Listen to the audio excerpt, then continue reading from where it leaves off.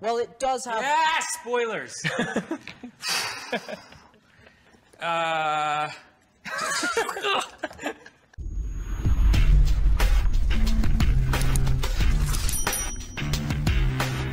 Hey everyone, Thordan Smash and Lagatha here, and today we're going to be talking about some changes that are coming to Apex Legends, and some stuff that they aren't really telling everyone 100% about what is actually being changed, and what we actually do know about it. We're also going to give out 45 bucks, all you gotta do is like, comment, subscribe, you guys know the drill. Without further ado, let's talk about these changes. We have a lot of interesting things to talk about today, and the first one I want to go over is that leak regarding that arenas will be removed and control is coming in, because there has been some very interesting stuff going on with that. As most of you know, control was introduced in season 12. We usually get an LTM, we maybe see it once or twice throughout the entire lifespan of Apex Legends. However, control has been completely different. It came back in season 13 for the Awakening Collection event. It also returned in season 14 for the Halloween event where it was on Olympus at night, and it once again is returning in season 15 for the upcoming Spellbound Collection event. And what's interesting is every time it comes in, there are new changes to make it better overall. So there's something interesting there just in the fact that control continues to come back with improvements, almost as if it is something that they are planning to put into the game full time. And Josh Medina actually commented on this at one point saying, "We have to take it away for a little while to make it better," alluding to the fact this was going to come into the game at some point in the future as a permanent playlist. Now, devs have been very hush-hush otherwise, other than Josh Medina. One dev said that they actually just wanted to rotate in at different points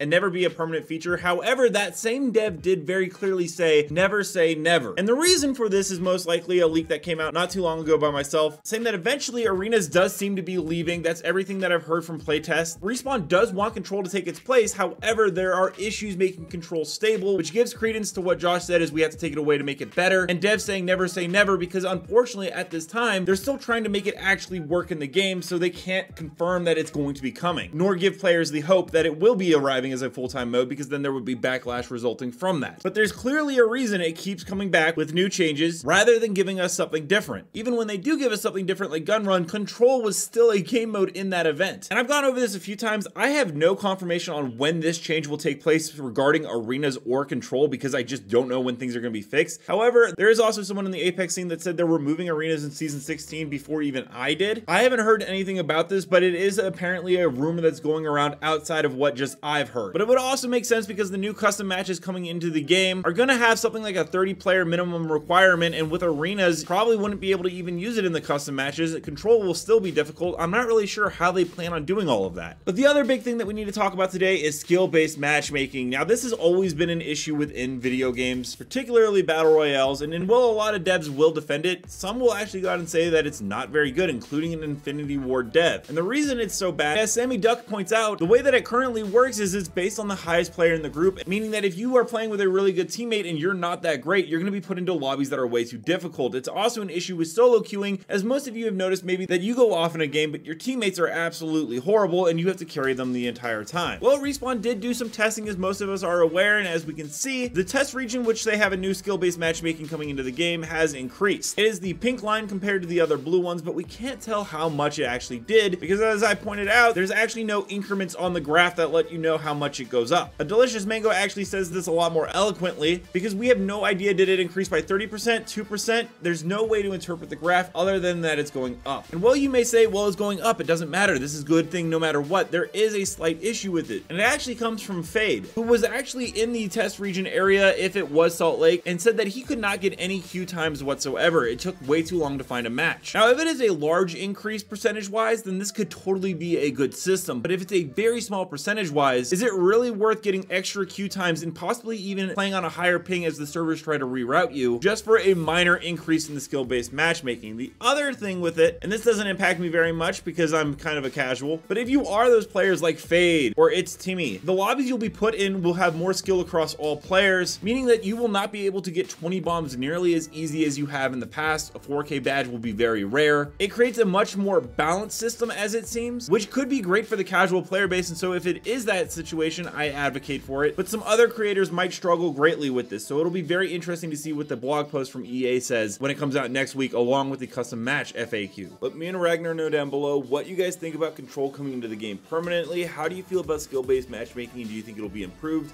And holy cow, is this guy getting heavy? And until next time, Legends, keep slaying in the Outlands. I'll see you out there.